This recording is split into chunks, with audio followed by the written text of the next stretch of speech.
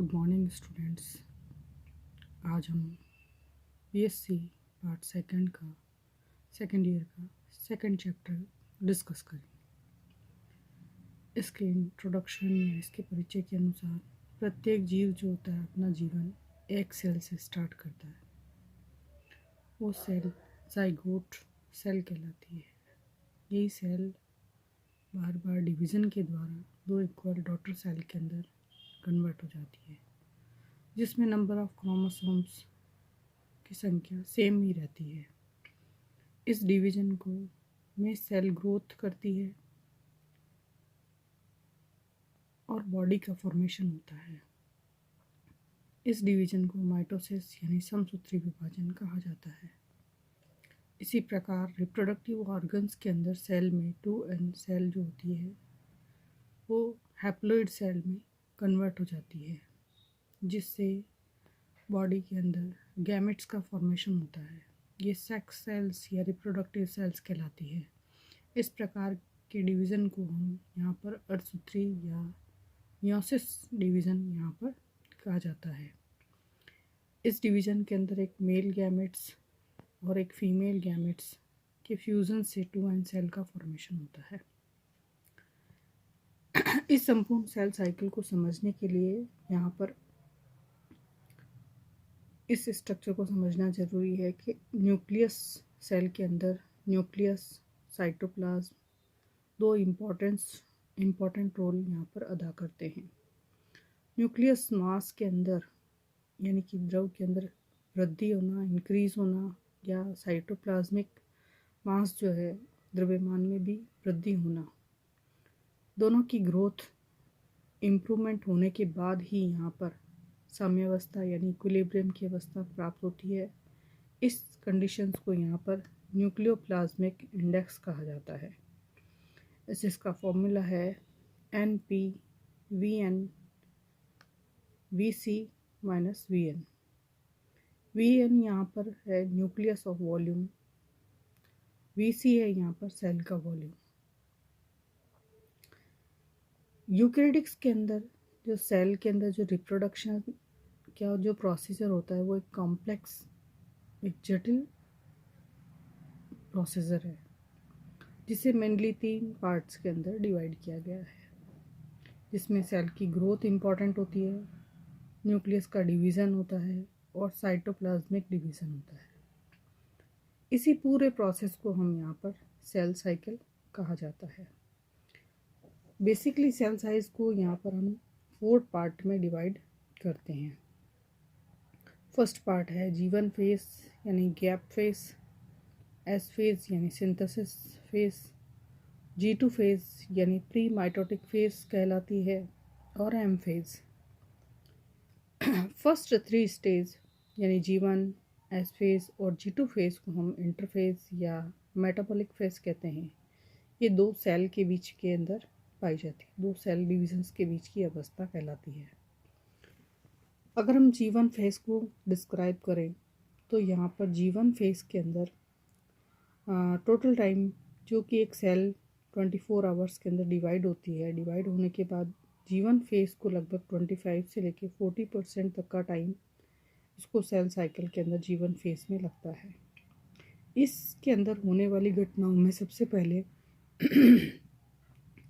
Nucleus, जिसके अंदर chromosomes जो होते हैं वो एक्सटेंडेड होते हैं यानी लंबे और पतले सिलेंडर्स, और यहाँ पर ये एक्टिव हो जाते हैं ट्रांसक्रिप्शन के लिए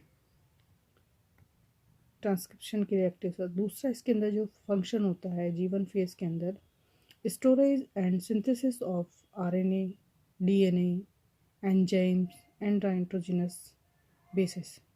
जितने भी नाइट्रोजन क्षारक है, RNA है, न्यूक्लिक एसिड्स है, उनका यहाँ पर स्टोरेज होना शुरू होता है। कंट्रोलिंग ये सेल डिवीज़न को कंट्रोल करता है, और इसी को हम मॉलिक्यूलर सिग्नल्स इसके अंदर प्रेजेंट्स होते हैं। सेल डिवीज़न को कंट्रोल करने वाले मॉलिक्यूलर सिग्नल्स इसके अंदर प्रेजेंट्स होते हैं।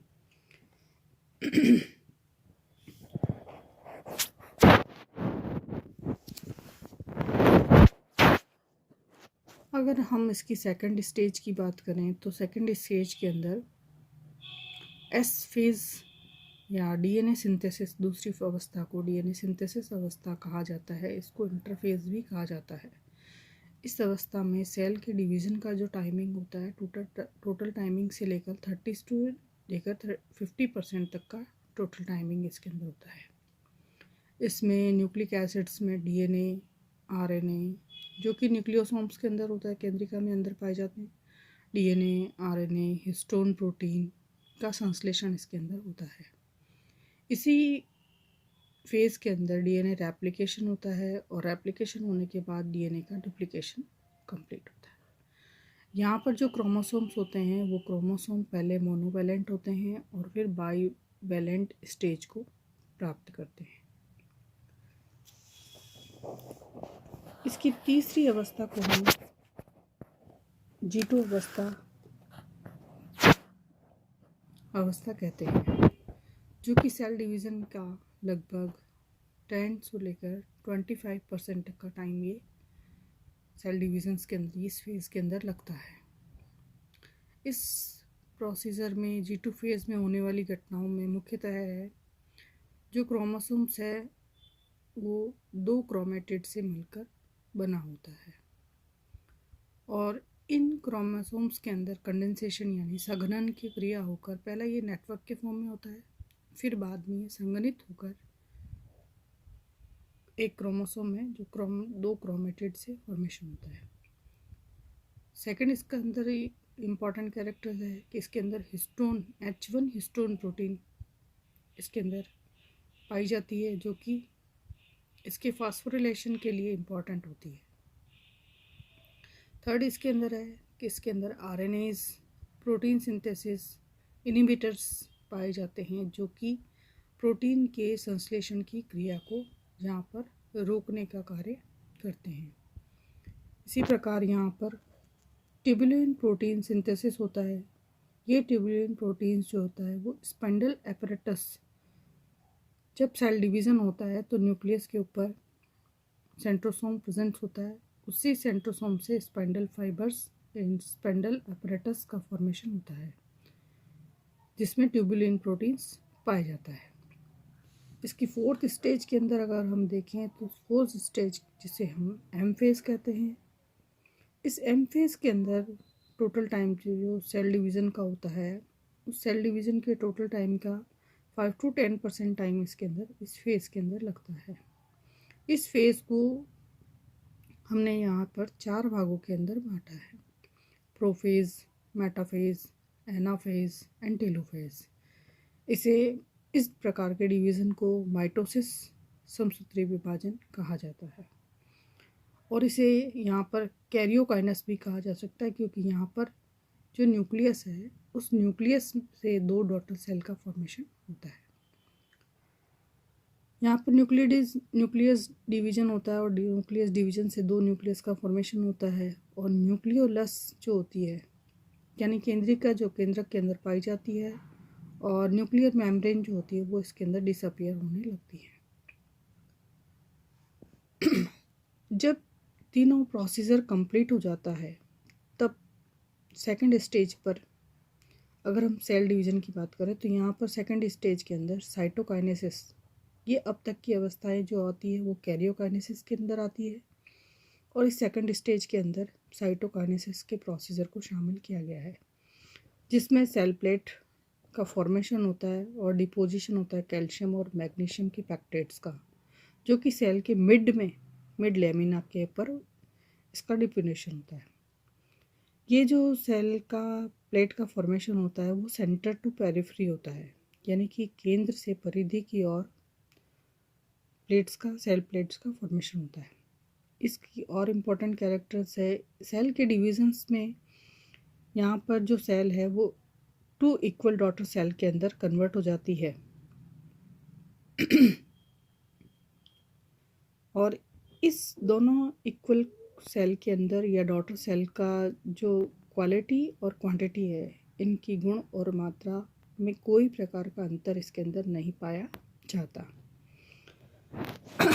आगे अगर हम इसको पढ़ते हैं रेगुलेशन ऑफ सेल साइकिल, तो सेल साइकिल की जो रेगुलेशन है उसको इसमें पाए जाने विशेष प्रकार के जीन और जीन के जो प्रोडक्ट्स होते हैं वो इसको कंट्रोल करते हैं। जिन जिन पॉइंट्स पर ये कंट्रोल हो जाती है जिन्स के द्वारा उन्हें हम चेक पॉइंट्स कहते हैं। सेल साइकिल को इस डायग्राम में बताया गया है कि G1 फेज है जिसे सेल डिवीज़न फेज कहते हैं, S फेज है जिसे इंटरफेज कह सकते हैं या सिंथेसिस फेज कहा जाता है, G2 फेज है और M फेज है। M फेज को 4 अवस्थाओं में बांटा गया है, PMAT। P का मतलब यहाँ पर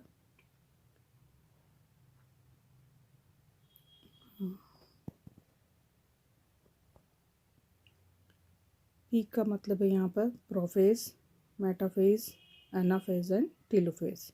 ये माइटोसिस को शो करती है और इन दोनों के बीच में एक माइनर सा डिफरेंस पाया जाता है जिससे सेल डिविजन्स अकर होता है, जिसमें साइटोकाइनेसिस का डिवीजन होता है। ये यहाँ पर हमारा सेल साइकिल जो है वो एक टॉपिक कंप्लीट होता है।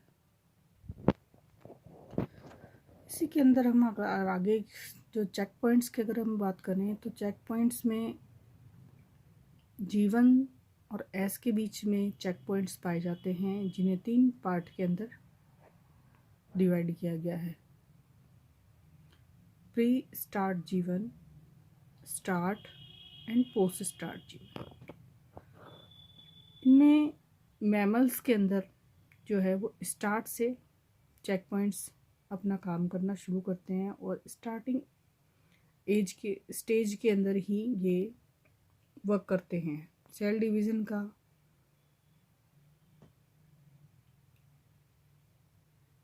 स्टॉक ये सेल डिवीज़न को स्टार्ट होने में रोक के रखता है जब तक कि सेल का साइज़ और उसका न्यूट्रिशन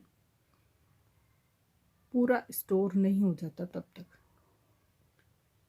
नेक्स्ट है G1 से लेकर G2 के बीच में तथा G2 और M के बीच में पाए जाने वाले चेक पॉइंट्स।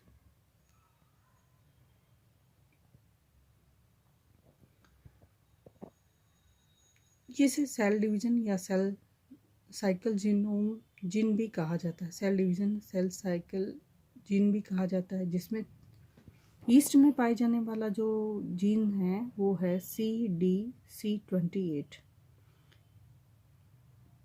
ये ईस्ट में चेक पॉइंट्स के लिए रिस्पॉन्सिबल होता है। इसी प्रकार G2 से M फेज़ में जाने के लिए यहाँ पर 5 प्रकार के जो जीन्स होते हैं वो रिस्पॉन्सिबल होता है। सबसे पहला है CDC2। CDC2 का मतलब है यहाँ पर सेल डिवीज़न साइकिल, और अगर 2 में प्रवेश करता है तो यहाँ पर 2 G2 में प्रवेश कर रहा है इसलिए यहाँ पर इसका 2 मीनिंग लिखा गया। इससे प्रोटीन प्रोडक्ट होता है जिस प्रोटीन का मॉलिक्यूलर वेट होता है 34,000 डाल्टन। इस कारण इस प्रोटीन को यहाँ पर P34CDC2 कहा जाता है। सेकंड है CD13, जिससे कि प्रोटीन का जो प्रोडक्शन होता है वो साइक्लिन प्रोटीन का प्रोडक्शन होता है। CDC25 ये M फेज़ में जाने के लिए उत्प्रेरित करता है। इसी प्रकार यहाँ पर WIL1 जो M फेज़ को कंप्लीट होने के बाद उसे बाधित कर देता है, उसे रोक देने का काम करता है। इसी प्रकार यहाँ पर WIL1 और NIM1 जीन्स के द्वारा काइनेज प्रोटीन का प्रोडक्शन होता है और ये कंटिन्यूसली डिवीज़न को मोटिवेट करता है। इसके द्वारा लगातार विभाजन होता है और जिसके कारण यहाँ जो प्रोटीन का फॉस्फोराइलेशन होता है ये इस प्रोटीन फॉस्फोराइलेशन को डीफॉस्फोराइलेशन में कन्वर्ट कर देता है। और CDC25 और WIL1 दोनों एक्टिवेट हो जाकर सेल के साइज़ को इंक्रीज़ कर देते हैं और सेल का साइज़ इंक्रीज़ होने पर यानी उसके पूरे न्यूट्रिशंस उसके कवर होने पर सेल डिवीज़न अकर होता है। अब सेल डिवीज़न की जो प्रोसीजर है वो प्रारंभ होती है।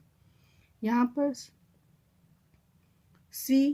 पी जो प्रोटीन प्रोडक्ट होता है P34 CD C2, इस प्रोटीन प्रोडक्ट से थायरोसिन के बाहर निकल जाने से, थायरोसिन के फॉर्मेशन होने से फॉस्फेट ग्रुप बाहर निकल जाता है और ये प्रोसीजर जो सेल डिविजन्स करने का प्रोसीजर प्रारंभ होता है। यानी कि यहाँ पूरे इस टॉपिक के अंदर हम समराइज देखें तो सेल जब तक डिवीज़न अपना स्टार्ट नहीं करती है, जब तक कि उसके अंदर पर्याप्त मात्रा में न्यूट्रिशन उसके अंदर स्टोर ना हो, वो सारा प्रोसीजर होने के बाद ही सेल डिवीज़न अपना प्रोसेस शुरू करती है।